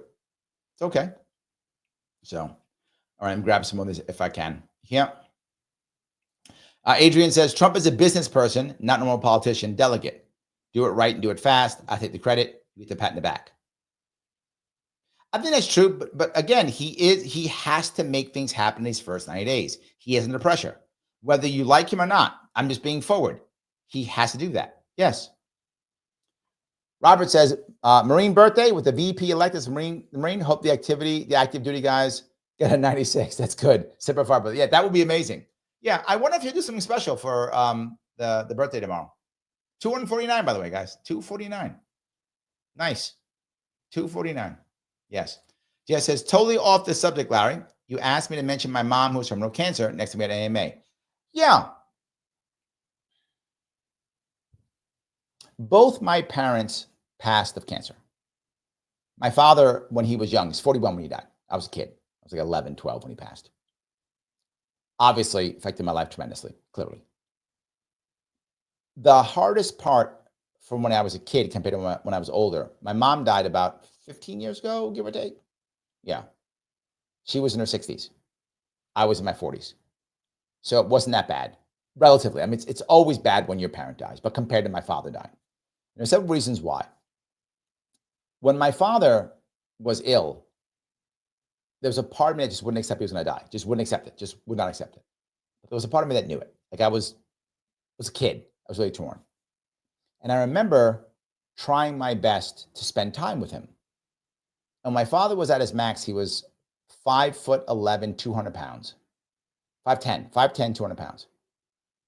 And when he died, he weighed 95 pounds. He shriveled into nothing. He had gastrointestinal cancer that cut him open more than once. I learned some valuable lessons as a kid.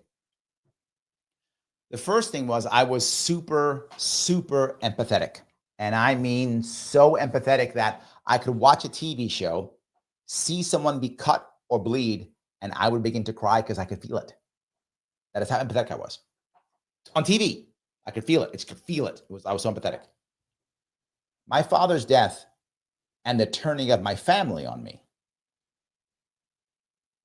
was devastating. It made me be able to be apathetic like that. Just turn it off. Feel nothing. Just feel nothing because it was so devastating. For those who don't know, my father was black. My mother was white. And both families hate each other. So when my father died, my entire father's family abandoned us. Abandoned us overnight. Just overnight abandoned us. We went from having a family to being me and my mom. Overnight. Me and my mom. So I didn't just lose my father when he died. I lost my whole father's side of the family. All gone. Overnight. And that was it. And I was too young. I didn't understand. I was 11. I didn't know. I just knew all of a sudden everybody hates me. What happened? I thought they loved me. They don't love me. They hate me. Devastating. I mean, just if you can imagine, devastating. So I learned to deal with my feelings very differently. That pain that I had then was obviously I hated it then, but it made me kind of understand how to deal with issues and emotions much better as I got older. So that part was an advantage. But there's a piece that I had that others didn't have. When he was dying and unable to help people and do things, a lot of family members were mad at him or angry or mad at the world and all these things. I didn't do that. I spent every waking moment I could with him. I would spend time watching. I remember TV shows. He watched the news. I hated the news. I was 11. I was sitting there watching the news. I played chess with him. I followed him to play chess when I was 4. I beat him when I was 11. I played chess with my dad. When he got older, he couldn't be active anymore. So he had to take on other hobbies. And his hobby, when he got older, he got sicker, I'm sorry. So he took on a hobby of photography and he would go to an arboretum and take pictures of like flowers and trees. I went with him. I didn't care. I was 11. I didn't want to watch flowers and trees and bees. I didn't care about that shit. But I did it because my dad was doing it. So I'm going to do with it. So I want to spend time with him. The one thing I got out of that no other family member got was closure. I knew that when he left, they loved me. I knew that, and I knew that he knew I loved him. There was no doubt in my mind that my father knew that I loved him. And there was no doubt in my mind that I knew he loved me. None to this day. And this is literally 40 years ago. And there is no doubt in my mind that my father loved me and I loved him. And that closure helped me tremendously throughout the bad times and when I was mad and angry and jealous of other boys who had fathers and I didn't. That helped me tremendously. And I'm going to tell you something that's going to sound petty, Jess. I'm just going to share it with you. It sounds petty. But my family members who didn't have closure and want to talk to me later on in years, later on and talk about him, I shunned all of them. I did. I still to this day, I shun them all. I shun all of them. They may be watching now. I shun them all. They know they reached out to me, want to talk to me about him. I shun them. Let them stew in their pain. Let them. Let them have no closure. Let that be a hole in their soul until they go into the grave. I don't mind. Let them. Not my deal. I did what I had to do when I was there, and I was a kid. And most of them were not kids. And they didn't do what they should have done. They were petty and silly and mean to my father when he was hurting, when he was in pain. I learned something else from my father passing. My father, back in the day, they had to give him a colostomy. These don't know what a colostomy is. It's when they literally have to tear apart so much of your insides that you can't go to the bathroom normally. You have to have a bag that you relieve yourself in the bag. It's called a colostomy. My mother was very savvy. My mother had been through a lot of pain in her life, lost a lot of people. She told me something. She said, Larry, when you go in there and see him, he's going to show you your colostomy bag. He wants to see if you're going to feel sorry for him. That's what he wants. Don't.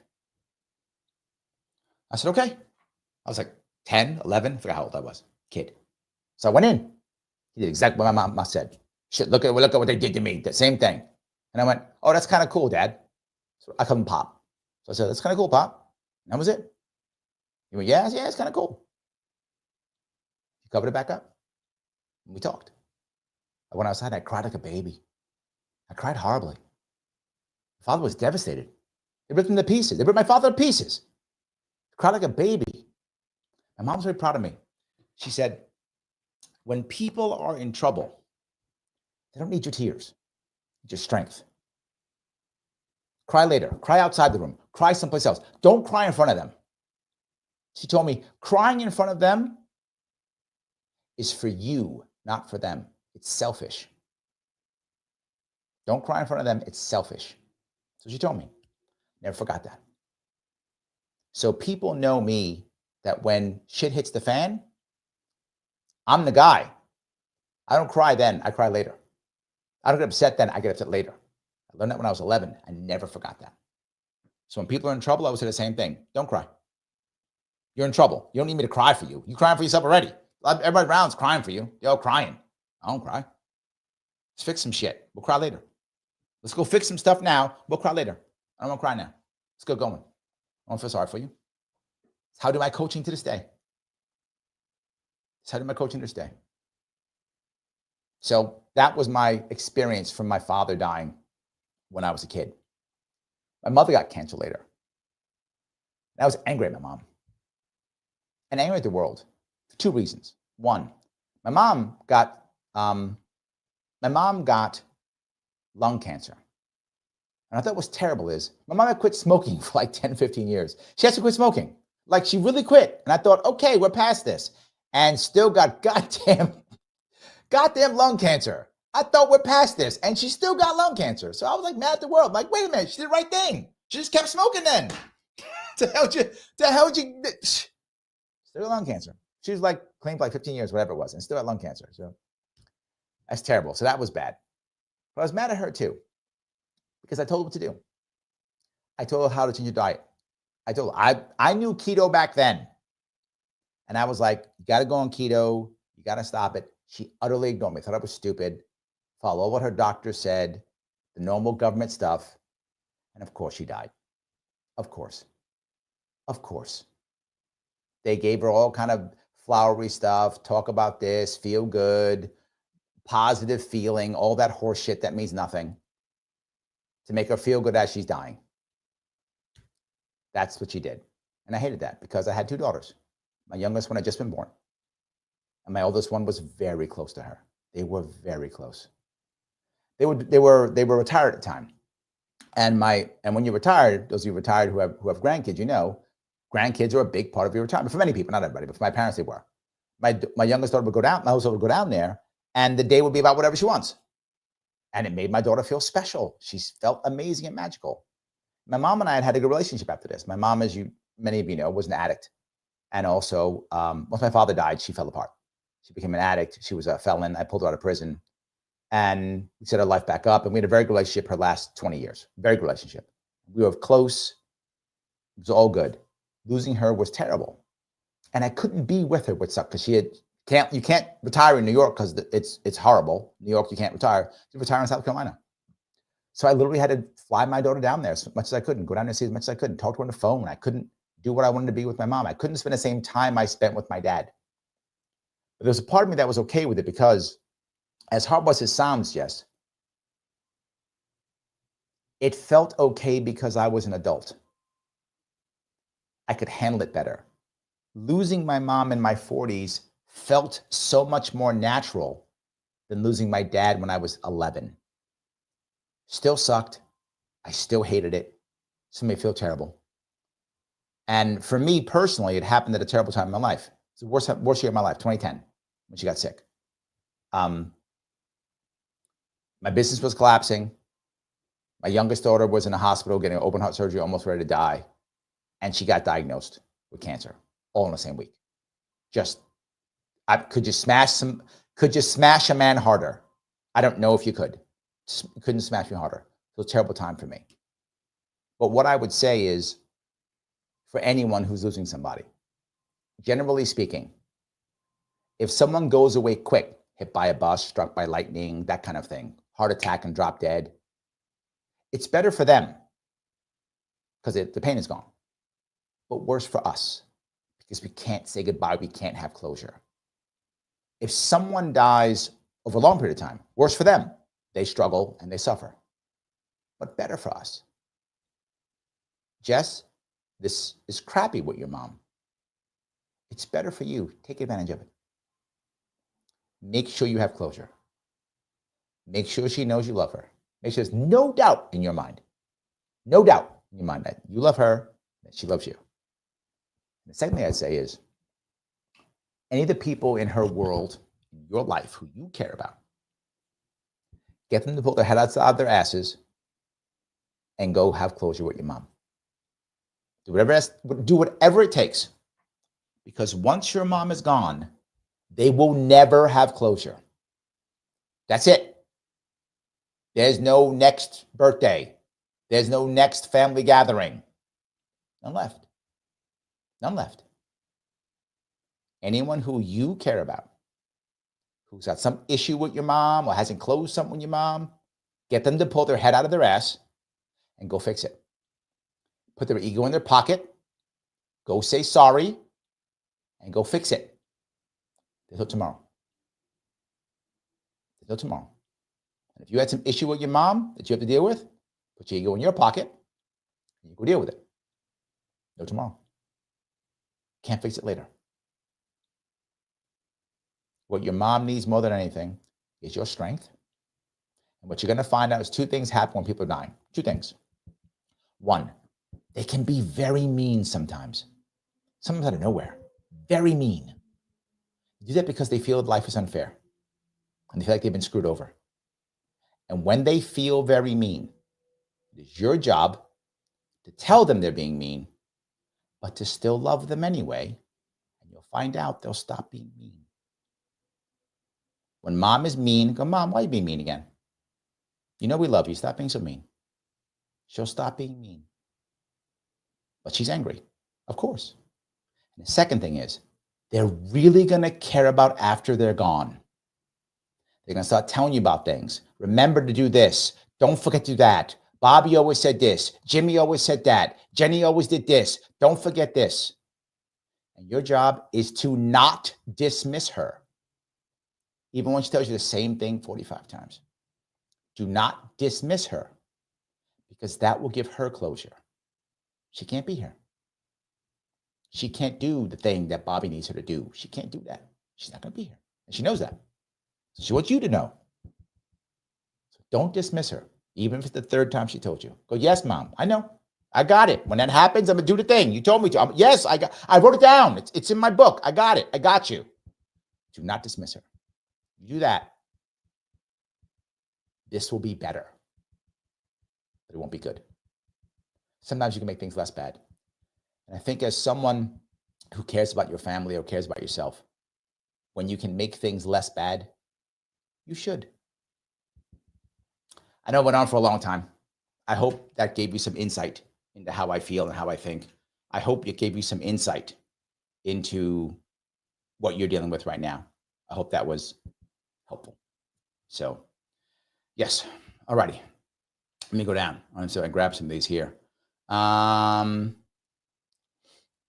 guess I was right. Jess says that's my daughter. She is so close to her. We all are. She's not dealing with this well. She's been here a few times, not enough. She hates the feelings. Yeah, right. Look, your daughter is not liking it. Of course, she's mad. She feels it's unfair. Of course. Yes. And your daughter has to put her ego in her pocket and make sure she has closure with her grandma. Yes, I think you're right. Yes. Jess says this happened a few times recently and it's killing her because she realizes when she is being mean and she is so loving. Yes, which is why don't fight back. What people often do is that when she's mean, they take it personally, right? So she says something mean to you. You take it personally. Why would you say that, ma? Blah, blah, boom. Instead of going, no, she's dying. So she's upset. I get it. It's not me. There's an old saying I use in my leadership training, and it works a lot with people, which is true with many people. Usually, people aren't mad at you. They're mad, and you're in the way. This is exactly that. Your mom is mad at the world, as she should be, and you're in the way. Accept that as true. She's not mad at me. She's mad. I'm in the way. Got it. It's not me. I happen to be the person here. That's why I'm taking it. It's not personal. The more you deal with that, the better off you'll be. Yes. So yeah. All righty. Lost my mother to lung cancer. Fortunately, I was able to care for her at home till the end. I was 48. She was 66. Yeah, you can get that closure. Yes. Look, it's never good losing somebody. It's never good. But it can be less bad. And I think in this case, it is. So yes. Kinzugi says, that was heartbreaking. Thanks for sharing. All the best to you, Jess. Absolutely, Jess. I hope you get through this to the best of your ability. Absolutely. Joseph, thank you for being a member. He says, Larry, you're amazing. Thank you so much for sharing. Oh, thank you. Truly special. 100% human, empathetic, and a superb life coach. Oh, thank you. I do. Yes. Yes. Jess says, this is advice my dad's given too. Your dad's probably been through this, right? Your dad's probably been through other people in his world dying. He probably knows. He says, don't argue with it. We have to catch ourselves. It is hard. Jennifer says it's hard. Yes. Particularly when someone you love. Here's the problem. We're mad too, right? Our loved one's dying. We're mad too. We want to yell at somebody, right? How come I can't yell at somebody? Because you're not dying. That's why. The dying person gets to yell at somebody. You don't. Fair or unfair, I don't care. Go outside and, I don't know, yell in the street. Just go on Facebook and scold somebody. Fine. Get it out that way. But you can't yell at the person who's dying, right? They get to yell. You don't. Just how it works. So yes. So Adrian says, my mom died suddenly when I was 20. I was the youngest. I felt like I had to be strong, be the hostess, do certain things because others were falling apart. They were angry. I was just sad. Yeah. Here's what I'm going to guess, Adrian. You had a decent relationship with your mom. The better relationship you have with your mom, the more you can handle it. If that makes any sense. Again, no matter what, 20 is young, right? The more you can handle it. But the people, there were a lot of people who probably died, who when your mom died, they had unfinished business emotionally. And now they can never finish it. One reason why they're angry. You probably had this relationship with her. So you were sad. Different. That makes sense. So, yeah. All righty. Jess says, my mom had the same cancer your mom did, and I'm almost 45 now. I'm 68. It also has been a terrible time for me. So many things at once. Yeah. Yeah. It's terrible. All right. So I can grab this piece here. Jess goes on to say, yes, and that's so hard, trying to keep it together. She's so thankful for my jokes and help. Yes. I came back home because of my separation. This was supposed to happen. She got diagnosed after I came back. She told me a few weeks ago, "You're my protector." Her mom had said the same to her when she was dying of cancer. I cried so much when she walked away. Well done. Yes. Well done. That is great. Jennifer says, my mom helps with my daughter, and my grown daughter is so lucky to have a living grandmother at 28. Oh, wow. Yes. 20 years old. You got a grandma who's living. That is amazing. That is very lucky. Yes. Absolutely. Absolutely. That is very lucky. I do love that. All right. So if I can grab here. All right. Jess says, Larry, thank you so much. We did help. The connection feels good and supportive. I'm glad. That's why we have, yes, that's why we have this. Yes, so we can talk about things. Yes. Adrian says, I fell apart, Larry, in bed at night. Of course, you had to be strong for your mom. Yes. When people lose, I'm part of the veteran community, obviously. And very often people will tell me about one of their father, their brother, someone who died, who was killed in battle or wrecked in battle in some way and isn't the same anymore at all. Whatever the case may be, but often who passed or who killed themselves. They came home and that was the end. Any of those things. And they say, I just can't seem to get over it. And I say, here's the one thing I want you to think about. Are you proud of your veteran? And they always are insanely proud of their veterans. Always just insanely like pounding their chest, proud of their veteran. Always. I get it. I would feel the same way. I literally have my father's veteran flag right here, right? So clearly I'm doing the same thing, right? I'm just like them. I have his flag right here, right? So banging their chest, proud. And I would say, can you live a life that will make him proud? When you see him again, will he be proud of you? Will he be as proud of you as you are of him? And they look at me sometimes and I know what to say. That's your job. That's your job now. You are so proud of him. So when you see him again, will he be proud of you? Are you going to make him good? You're going to make him proud? Or are you going to whine about how life is unfair for the next 10 years? That's the issue. And you were doing that, Adrian, not even knowing it. You were doing it. You were living a life to make your mom proud when you see her again. That's what you were doing. You didn't know you were doing it. You were just acting. You were just doing it instinctively. But that is what you were doing.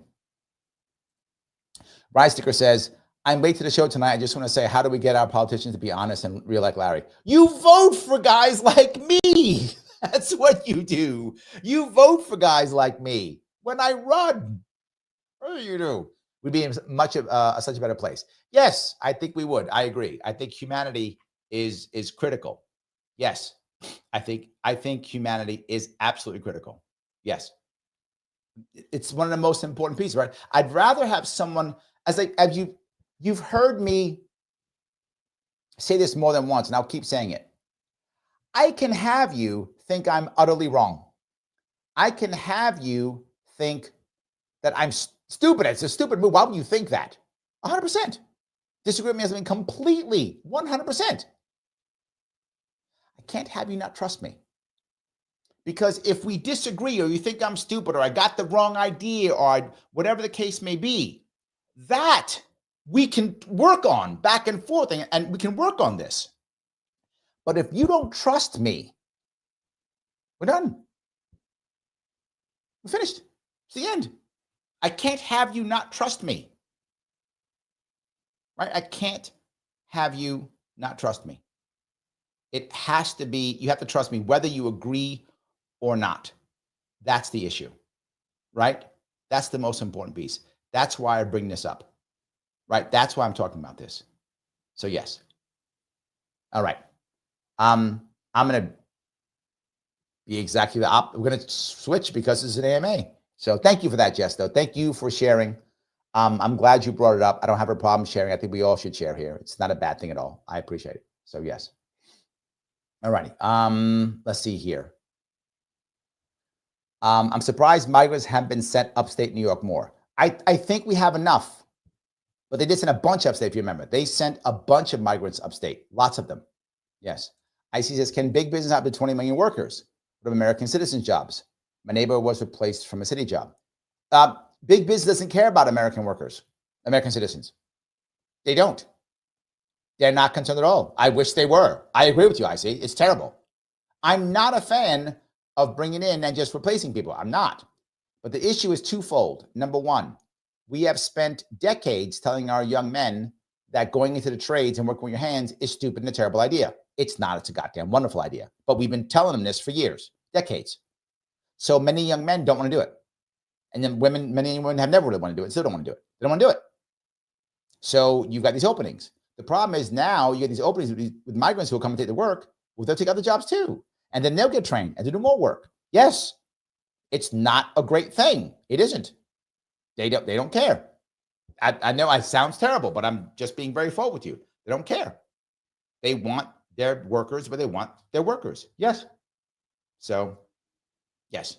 Anyway, Jennifer says, we needed that many though. I don't think so. I think they've gone too far. I think we are too far, right? So could there be some that will go back? Yeah. Could it be some that they might push away? Yeah. But are we gonna get rid of 20 million people? I don't see it. We might get a chunk. Yeah, we might. Mike says we have a plan for Big Ag. It's guest worker program. It's not a reason to keep them. Realistically, if we remove half, the problem will resolve. This I'd buy with. I think you're right. I'd buy this. Yes, I think Mike's correct. I could see something like that happening. I could see them slowly starting to pull people out because I think they have gone too far. Yes. The hope would be, Mike, is that you would come up with an actual fair guest worker plan. We have not done a good job of that at all. We have failed miserably at that. I think you easily could have a guest worker plan. Easily. It goes back to my plan that I talked about literally, 6-8 years ago now, was the idea of having massive Ellis Islands on the borders. You want to come to America? Awesome. Go to the Ellis Islands. It's a guest worker plan. But what happens? You stay there. It's like a massive hotel, like a massive, huge mini city hotel. You stay there until you are vetted in any way you need to vet. The bad guys won't go there. Those people we catch on the border. But the regular people who want to work here, they go there. They stay there for X amount of time. They get vetted. You're not a good guy. Out you go. If you try to cross over, you get caught. Out you go. If you're good to go, we give you some type of what I call an orange card, but that's the guest worker card. And you get to go to whatever state wants you. Go. And states can opt in. States can opt out. Done. No problem at all. It can absolutely be done. You're correct, like it can be. We have failed at it, but it absolutely can be done. And I can see something like that. That to me seems like a way of us making this work. I could see that working that way if we went down that road. I definitely could. So Hampton says, love hearing about your family. Any advice? Oh, thank you for the $2. I appreciate that. Adrian sent me a super sticker, $5. Look at that. There we go. Talking about family. That got me some super stickers. I like it. Oh, good. Whatever it takes. I'm totally okay with that. Yes. IC says Trump should hire Obama to the border in chief. That's true. Bring Obama back. I think that's amazing. Bring Obama back so you can get rid of it. Not bad. Look at that. I love that. That's good. Jess says, Larry brings people together. That's how I feel about Bobby Kennedy too. Great man. Oh, thank you. Thank you. Yes. Kim says, so if they're here to work, why are taxpayers feeding and housing them? Because they completely screwed up bringing them aboard, Kim. That's why. They completely screwed up bringing them aboard. It was a disaster. This was an embarrassing failure. You are correct, Kim. Mike's right too. It's a terrible failure. Could we do this? Yes. Did we do it right? No. It was done horribly. It was just let them all in. That was the wrong answer. So what's happening? We're feeding them, but they are leaving New York. Many men, I know this. They are leaving New York. And there's been people who are saying, oh, let's get them into this state and that state. Yeah, maybe, but I don't care. They're leaving because that's the goal. They want to get them to work. So they're going to different states. Remember all those people who were in Ohio? Those immigrants working in Ohio in the was it poultry factory? Was it? I forgot what it was, but whatever. Yeah, that's the goal. The goal is getting them out there. Yes, the goal is getting them out there. That is the goal, 100%. So we'll see what happens. Joe says, Larry, the therapist governor. In New York State, you like this story, Joseph. I do a lot of personal consulting. It's not therapy work. Why? In New York State, you have to have a license to be a therapist. I'm not joking. So I am not a therapist, Joseph. I'd have to have a license for that. So if you and your spouse want to have a sit down with me and talk, it's personal consulting. It is not therapy. It's not, because that would be illegal, because I can't be a therapist in New York State without a license. Isn't that embarrassing? Why would I need to be a license so I can follow their stupidity that never works? Most therapy does not work. 80% fails because it's garbage regulated by the government. It doesn't work. Yeah. Mine does. I know, because I'm far more expensive than therapists. Far more expensive than therapists. And people keep coming back. Not the same people, by the way, because they don't have to. But they keep referring more people to me, even though I'm not a therapist. If you want to find a mate, I'm going to talk about that. We'll do some personal consulting. No therapy. That would be illegal. You have an issue we talk about. I'm going to walk you through some ideas. That would be personal consulting. That would not be therapy, because that would be illegal, Joseph. So thank you for that. I am a personal consultant. I am not a therapist, because that would be illegal. Just saying. There we go. Jess says, my eyes are swollen from crying now. Oh, thank you. I'm glad I was able to make an impact. I do appreciate that. I do appreciate that. Making impact does matter to me. And I'm glad this show can do that. I really am. I'm glad this show can do that. It is amazing that we're able to make something happen here. I do appreciate that. Now that I've made people cry, click the like button, damn you. Click the like button. Please do that. It is important. Click the like button. Share this. Subscribe if you haven't subscribed. If you want to super chat, that's always awesome. Memberships matter tremendously. I spend more time doing this and less time personal consulting than anything else I do. Exactly right. Yes, absolutely. Yeah. Cry alone in your room. That's not what I said. That's not what I said. I said don't cry in front of a person dying. That's what I said. I cried. There's no tomorrow after I left that hospital room. Of course I did. I didn't cry in front of my dad, but I cried in the hospital. Of course. Still human. People still cry. Just not in front of the guy who's dying. That's what I'm saying. Don't misquote me. It's not true. So yes. IC says, before I got my personal training license, I was a fitness coach. Yeah, but see that? You were not a personal trainer. You were not. That would be illegal. You were a fitness coach. That's correct. Get that right. I love that. That was right. So yes. John says, Larry, you're great. Oh, thank you. Robert, thank you for the 5 memberships. Guys, please jump on a membership if you would. It's awesome. I appreciate that. Every little bit counts. Please jump on those if you would. I do appreciate it. Every little bit does count. It does matter tremendously. Yes. IC says, Chicago's proposing $200 million real estate tax increase to cover migrants. American citizens are being taxed coming on. Yes, it is not good. It is not. I completely agree. It is not good. Again, I'm not against migrants.